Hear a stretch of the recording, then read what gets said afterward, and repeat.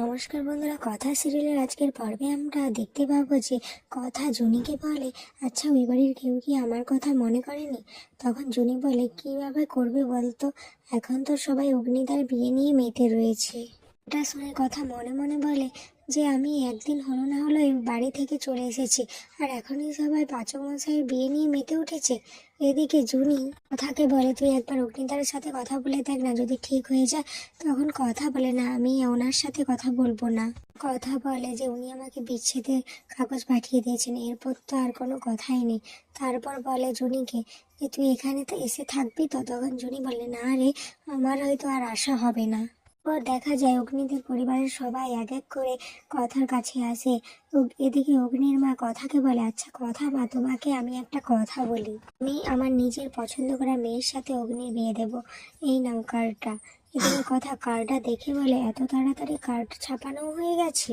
তখন এভি কথাকে বলে, দেখ তুই তো আমার বেস্ট ফ্রেন্ড, আর তুই তো সব কিছুই জানিস, তাই মা তোকেই প্রথম কার্ডটা দিয়েছে। তখন কথা অগ্নিকে বলে, হ্যাঁ কার্ডটা খুব সুন্দর হয়েছে। এরপর অগ্নি কথাকে বলে যে আমি তোকে যে ডিভোর্স পেপারটা পাঠিয়েছিলাম ওটাতে সাইন করে দিস। তখন কথা বলে, হ্যাঁ এই একটু আগে এলো। তখন অগ্নি বলে, কি একটু আগে এলো? আমি তো অনেক দিন আগে, 3 দিন আগে পাঠিয়ে দিয়েছিলাম। এরপর কথা বলে, আপনার এত তোলা পাচক মশাই? কিন্তু সবার সামনে কথা এই কথাগুলো বলতে পারে না অগ্নিকে, সে নিজের মনে মনে ভাবতে থাকে আর কষ্ট পেতে থাকে।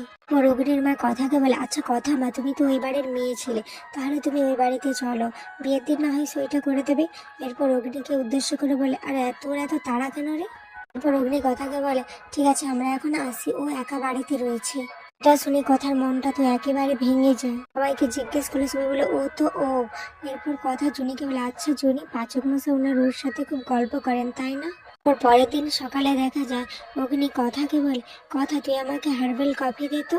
তারপর মনে করে যে কথা তো এখানে নেই, সে তো গোবরডাঙ্গায় রয়েছে। এরপর অগ্নি কথার কথা ভাবতে থাকে। তারপর সে কথার কাছে চলে আসে। তখন কথা ধুনো উড়াচ্ছিল, আর এটা দেখে অগ্নি বলে, তুই জানিস না আমার স্মোক অ্যালার্জি, এটা সরা। তখন কথা বলে, আচ্ছা দাঁড়ান আমি জল নিয়ে আসছি। কিন্তু জল নিয়ে এসে দেখে অগ্নি নেই। কথা ভাবতে থাকে, ও তাহলে পুরোটাই ভ্রম ছিল। আগামী পর্বে দেখা যায় কথা অগ্নিকে ফোন করে জানায় যে সে কলকাতায় আসছে, সে সইটা করে দেবে ডিভোর্স পেপারে, আর তার সাথে তার বউয়ের সাথেও দেখা হয়ে যাবে। এটা শুনে উনি বলে, বউ বউ কোথা থেকে আসবে? এটা শুনে সবাই প্ল্যান করে। এরপর কথা যখন বাড়িতে আসে তখন দেখা যায় একটা মেয়েকে যে ঘুমটা দিয়ে রয়েছে। তখন কথা তাকে বলে, বোন মুখটা একটু দেখি তো। এখানে আজকের পর্বটি শেষ হয়ে যায়।